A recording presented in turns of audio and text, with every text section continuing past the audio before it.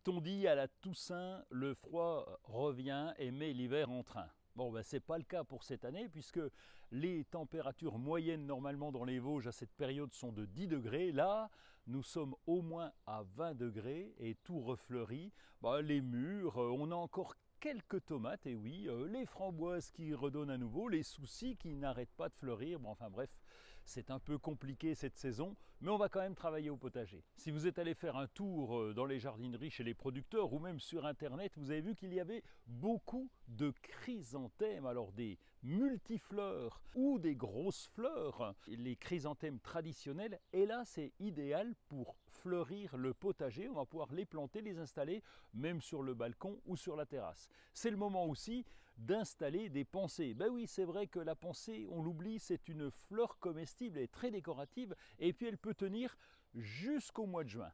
Pour les plantes vivaces qui traînent ici ou là dans le potager, on va les tailler. C'est le cas de cette monarde, on taille lorsque c'est défleuri. On va tailler aussi le Sedum spectabilis. Il a fleuri, les feuilles commencent à jaunir, vous pouvez le tailler.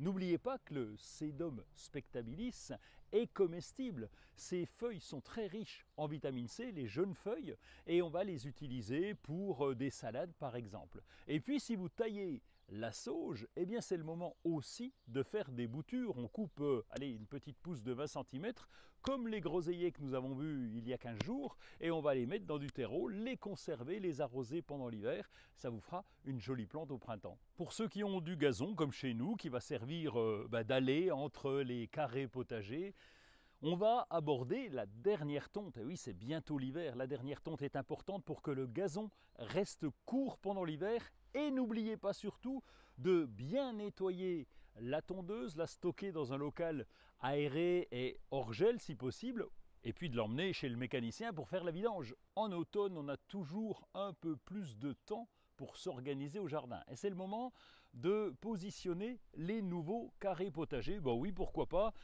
Il y en a de très jolis, des carrés, des petits, des grands, des moyens, des rectangles même à plusieurs étages. C'est le moment de les installer, de les préparer, de mettre de la terre et du terreau afin qu'ils soient fin prêts à planter pour le printemps. Les oiseaux sont les amis des jardiniers, on en a besoin au potager. C'est eux par exemple qui vont manger des chenilles au printemps, ça nous arrange bien. Alors en hiver, on ne va pas les laisser tomber.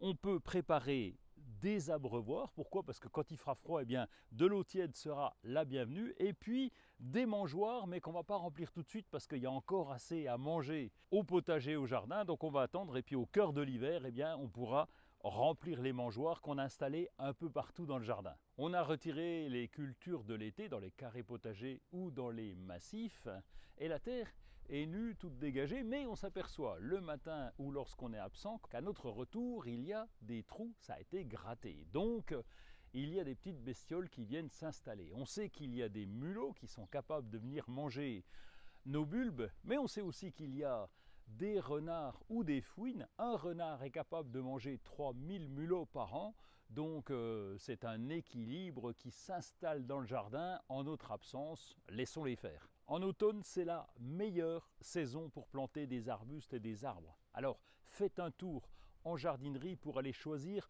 le fruitier de vos rêves, le fruitier qui va vous donner des fruits. Alors pas tout de suite, il faut 4 ans avant d'avoir une bonne fructification, mais c'est le moment de les choisir.